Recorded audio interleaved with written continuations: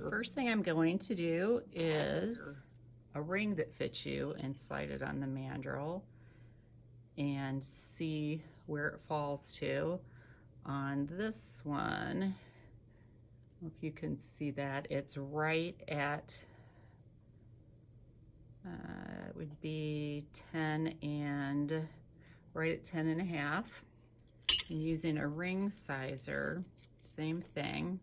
So sometimes it's a little bit of a challenge. So I'd say 8 and a half is good for this finger. But I don't really care so much what the sizer says. What I care about is where this lands on my particular ring mandrel, and it actually, these are matched pretty well. Sometimes ring sizers aren't perfectly matched for the mandrel you're using. So you always want to slide it on the mandrel to double check and make sure. Next, you're going to take your 6-inch wire and line it up on your ruler. This ruler does not start on the end, so make sure you look to see where your 0 mark is. Ours is a little bit in, and you're gonna mark it at 2.5 inches. And that's going to allow you to make this circle and have enough wire to wrap it shut. So next, you're gonna take your flat nose pliers, and I gotta find my mark, there it is. And because of the way this is curved, I think I'm gonna hold it this way, but I'll let you see how I'm grasping it. I kind of wanna go with the natural curve of the wire to make my ring band because it's used to bending that direction. So I marked it here at 2.5.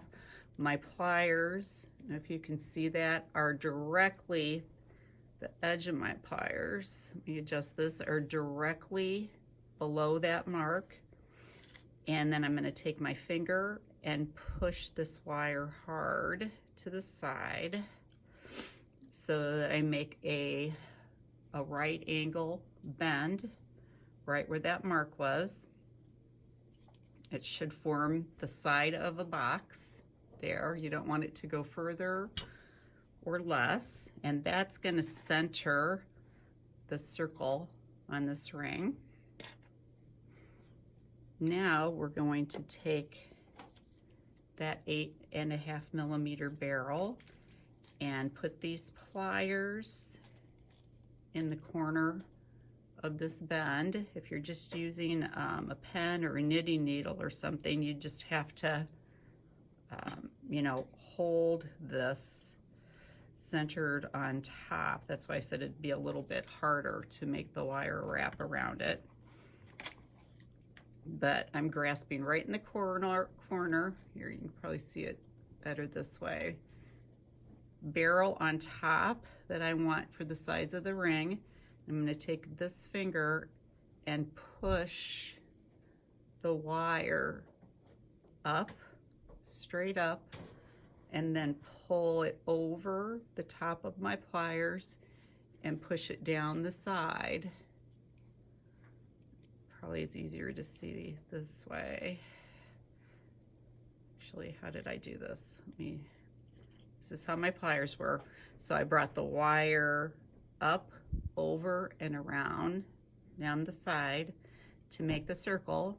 Now I can't finish the circle because this is in my way, this bottom jaw. So you're going to leave the pliers in place and just open up your grip and rotate them to move the little barrel on top. So now you got to hold this tight. I can bring this wire around. Now when you look, you can see that this circle is kind of off to the right a little bit. It's not centered. So I'm going to keep a hold of it and just rotate it and bring this tail down so that it's straight, so that the circle is right in the middle of the stem. I don't want it leaning one way or another. And the stem should form a right angle here. So again, there's the corner of my box so that I can wrap straight. Now we need to add the bead. You put your bead on the tail, it doesn't want to go through here where it's touching. So you can lift it up a little bit with your finger to push it around so that that cross opens up a bit to slide your bead on. And I'm going to flip it over, and I need to hold on to this here with my flat nose pliers while I bring this end, and I'm pulling and pushing. I need to wrap this, that would be once. I'd like to get 2 wraps on. So that's my second time, and it's stiff, so it takes some muscles. But now, got that wrap shut, and my circle, or my fidget ball here can spin freely, so I check that. Now we can cut this remaining tail off. So these are flush cutters. You're gonna want to cut with the flat side here against the part of the wire that you're keeping, which is the part that's still on my ring. So I've got them wedged up right into that corner there. So when I clip, I don't have a tail. This is sharp, but we can file that later. And I think, actually, I think I'm gonna call this side the front. It really doesn't matter either way, but you wanna identify what the front is. Since my tail's back here, I think I'm gonna call this side the front that has the 2 clean wraps. And I'm gonna grab my pliers again, and I'm grasping that circle in the center, and I'm gonna push those wraps with my thumb and turn. I'm gonna turn this so that it's got a little bit of a curve to it to start forming around the ring mandrel. So just a little bit, and actually I didn't want it to bend there as much as I wanted that circle.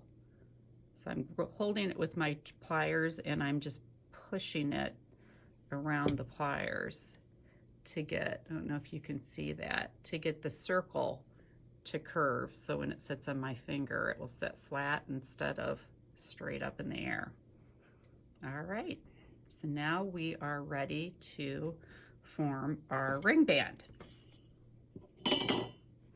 I'm going to start here in the middle of this extra wire that I have. I'm going to use my thumb to make a U shape. I don't want the tail of my wire to be any longer when I finish this U shape than the hole in this circle. And let me twist it a little bit so that they're parallel. So you notice my loop for my ring is on the side, and then the band is coming around. You want to make sure that this is perpendicular to the ring band. And I'm going to continue to form this around so that ultimately here it will be easy to slide into that hole. And I can see I'm going to need to push this a little bit around. And like I said, this is a little bit more wire than we need for my ring size, but it's really hard to form if you don't have enough wire to hold on to. So I am right about here, and I'm going to push this down with my finger a little bit so that I not way too big for my finger. So get it shaped down till it's just about right and just a little bit too snug to go on your finger. As we hammered this out to make it round, it's going to get bigger and bigger. So you want to start out at least a full size smaller than the size of your ring. So once you do some hammering and it starts moving, you don't, all of a sudden don't get too big. It's much harder to pull it back in once you start work hardening it than to make it smaller. Making it bigger is easy, I should say. Making it smaller, not so easy once we start hardening the wire. So now we're going to move to our ring mandrel, and you can see it goes on pretty easily to, actually, about one size smaller than my ring size, and that's exactly what I wanted because it's going to get too big fast. So I'm going to support this and hold on to it, and I'm going to start with this center part. I'm going to make sure that that circle's in the middle of the wire and take my nylon hammer while I'm holding that ring band in place and just give it a few taps. I'm going to keep the ball over here so I don't hit it, and hook it permanently to the wire so that it doesn't spin. If you hit it too many times, you're going to smash the hole and it won't move. So I hit it a few times to bring this circle around against the mandrel. Okay. Now, as I look at it from above, let me see if I can get it in the position for you to see it. It's kind of hard because this is tall. Maybe right here. See how it's pretty wiggly giggly. It's a lot bigger than the size I'm at right now. So I'm going to push it up just to, I'm going to make it even bigger, I should say. Pull it up a little bit. Not make it bigger, make it smaller. So I pulled it up a little bit, pulled that end in, and I'm going to just give the band a few taps while I squeeze it together. So I'm holding that tail in just to round the band around the mandrel. Okay, now you can see it's still too big, but see how it's a lot rounder. Now I can go ahead and pull it down to my finger size where I've marked it on the mandrel right here. So I just kind of wiggled it down to there. And when you look down on it, now you should not see, you know, you're going to have space where these wraps are, which is going to make it a little bigger than your size. So even though it falls on the 8.5 on this ring band on my finger, since my finger has skin and fat and other stuff on it, it's going to be a little bigger than that. So if you want to make it like a quarter size smaller, you can, because there's no way to flatten that wrap down and get rid of that space. But the rest of the band is pretty snug all the way around. That's what I want. I'm going to leave that slack in it.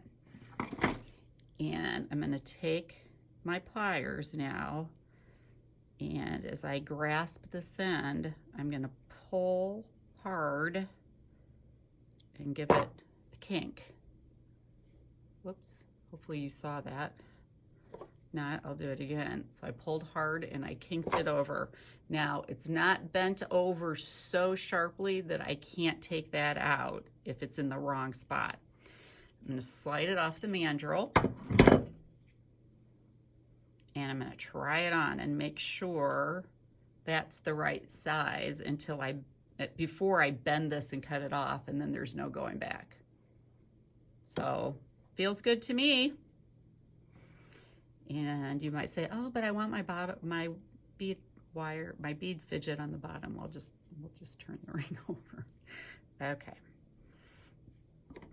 So The size seems good. If it wasn't, I'd loosen this up again. Say I want it a little bit tighter, move it up on my mandrel, loosen this up, pull, and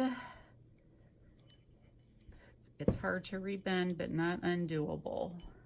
So I'm gonna pull up and push this down a little bit smaller. See what I've done here? I've got my circle pulled over just a little bit smaller size-wise, so I can pull this guy over tighter. Okay, so I moved my bend just a bit. Now my ring is a size 8 instead of an 8.5. And honestly, if that's a little too tight, it doesn't take much tapping to spread this dead soft wire out a bit. That squeezes the wire flat, which gives you a little bit more length to make it just a bit bigger. All right, I'm happy with that. Got that bent over. So now I'm going to take my flat cutters. Actually, no, I'm not. I'm going to push this down all the way and give it a squeeze there. So my hook's crossed over, but it's not as long, and I've squeezed that join down.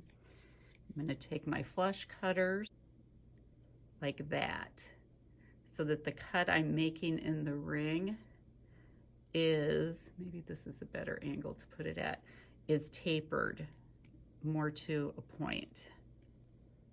So there we go. See now how that end has a little bit of a taper on it. It's not quite as flat. Well, let me pull it over so it's in line with the band. I've got just a bit of an opening here at the end. So I'm going to take my pliers across that and push that tail down hard against, so it's not open enough for my hair or whatever else to go in between that join. And my ring is done, except for polishing. So I've got this sharp edge right here. Just use your sanding stick and file that little tail in there at about a 45-degree angle. So I've got this angled all the way around it to file the sharp edges off and make that all rounded. Done. Now I've got this cut right here from when I did the wraps. So same thing, you're going to want to be at about a 45-degree. If you file it flat, it's going to keep it sharp. You want to file the edges off at about a 45-degree angle so that you make a rounded end instead, which is going to take all of the sharp sides off.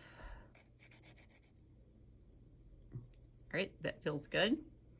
Now, when I was grasping this with my pliers and holding on to it, especially when I was trying to make it smaller, I left some gouges here on the front, at the edge of my pliers, so I'm gonna sand those out.